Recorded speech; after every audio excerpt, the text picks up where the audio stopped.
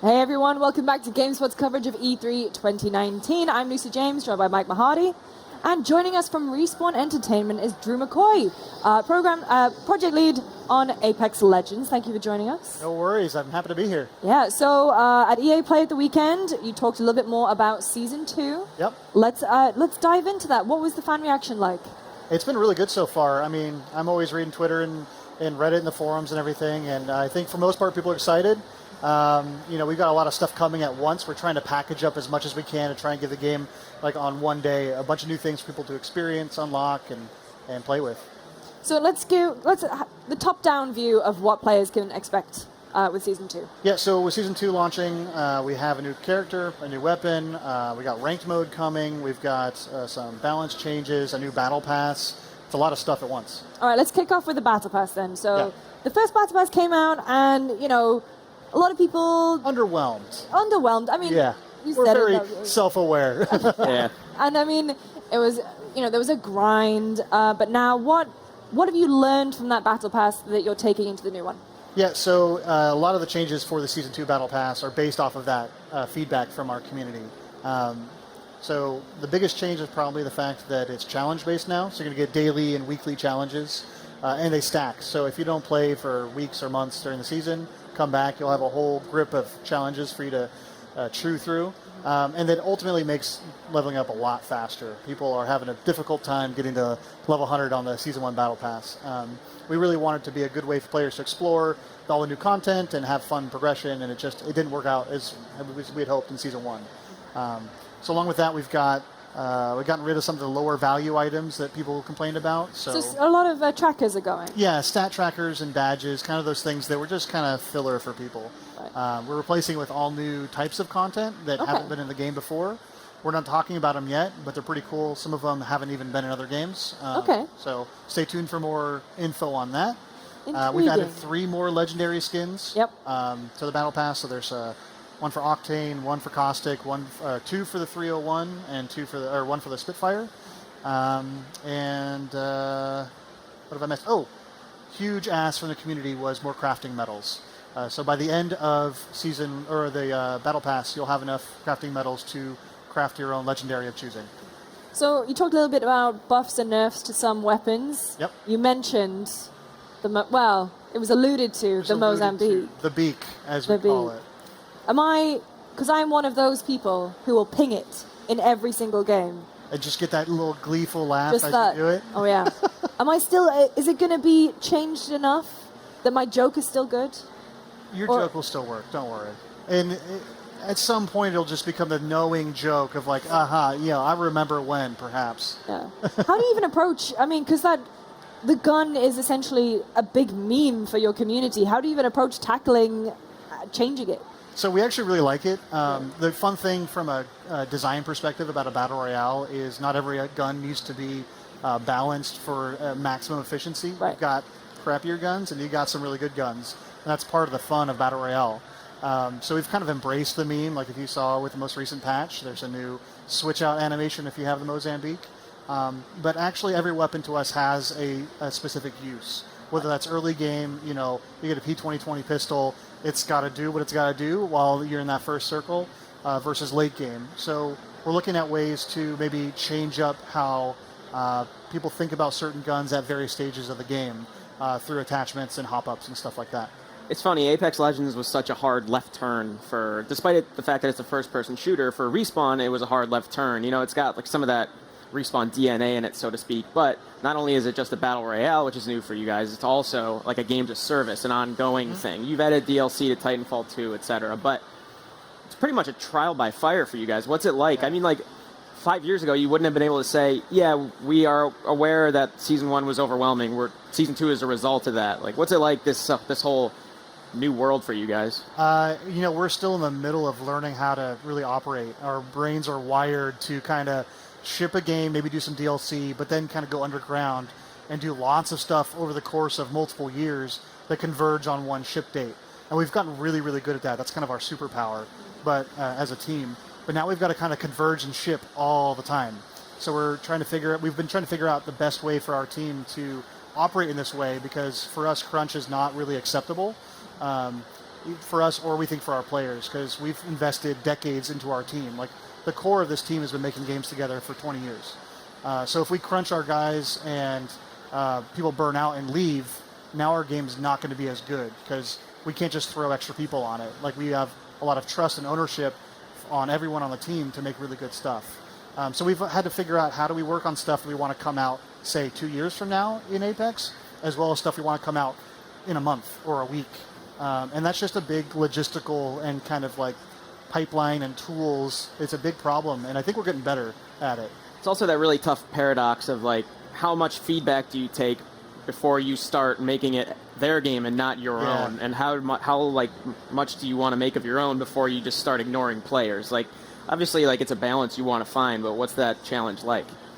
So before Apex, we pretty much made games that we thought were cool. We did a lot of what you call focus testing. We'd bring in some random off the street, play the game for a day while we watched like creepers with cameras and stuff. And just kind of, but that was good for us to find out where people would get stuck and things like that. We were never asking for feedback on how to make the game better. Whereas with Apex, even during development, we were doing lots of market research. We were doing research on the game before it was really playable by players, just like on the concept. And it's been a learning experience as well.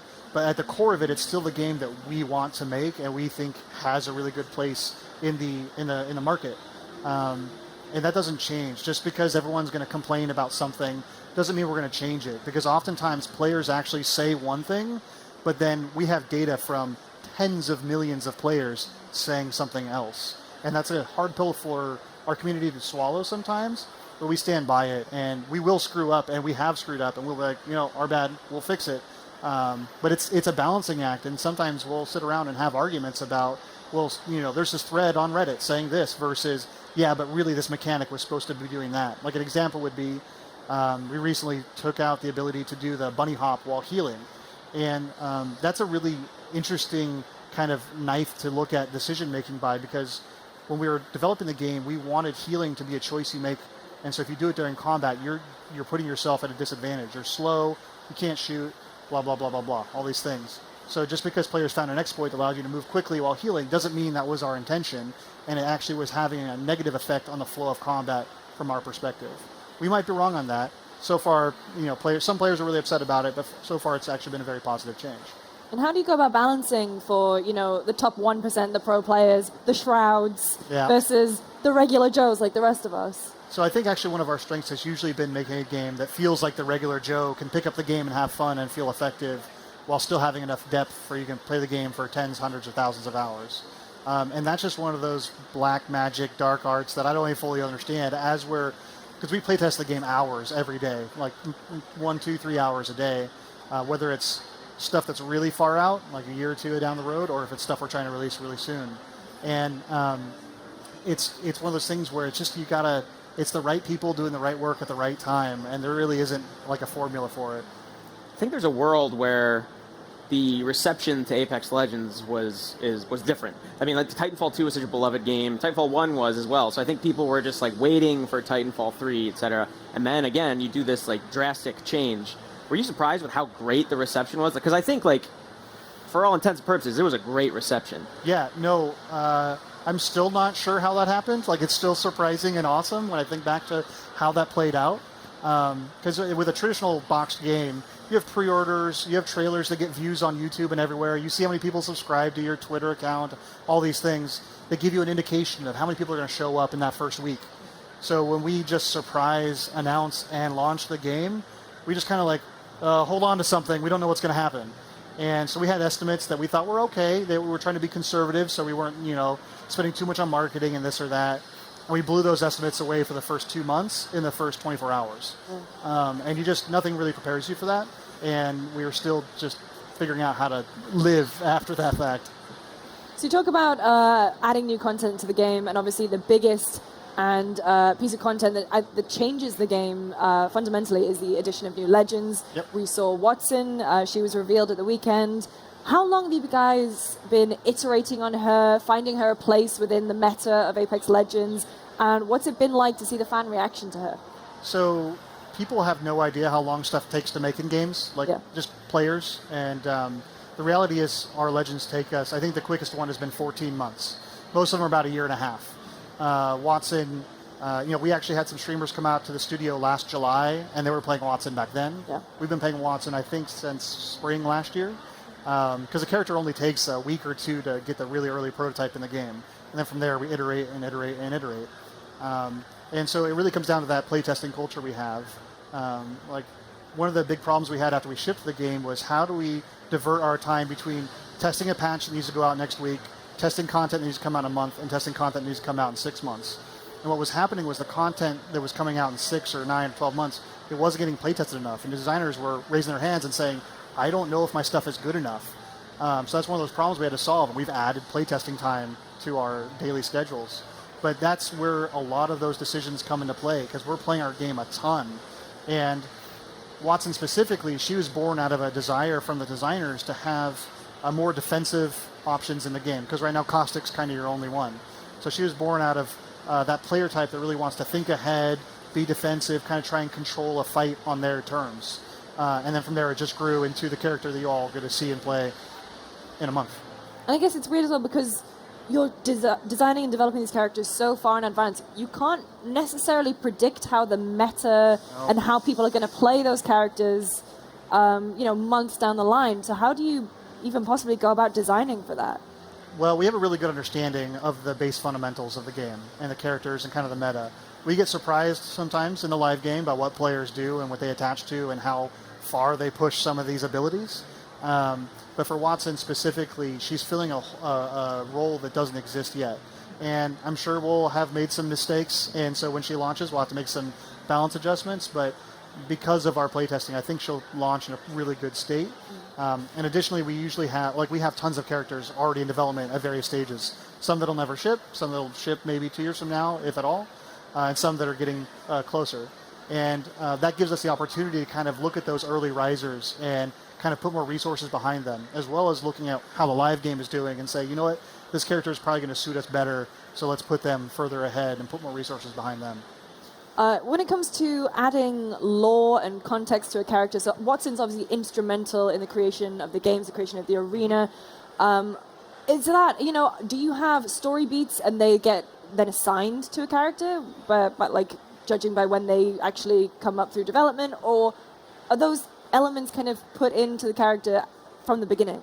It depends. So characters are usually born from a mechanical place of defensive character. And then once the abilities are known, then it goes over to concept art, and they kind of figure out, what is this character going to look like? But that's in concert with animators who need to figure out, how's this character going to emote? As well as the writers who are going to figure out, who is this character? Where did they come from? Why do they fight in the arena? So that's a big hodgepodge back and forth. That's a large part of why the process takes so long. Because we're not just trying to give players gameplay, we're trying to give them something to attach to emotionally.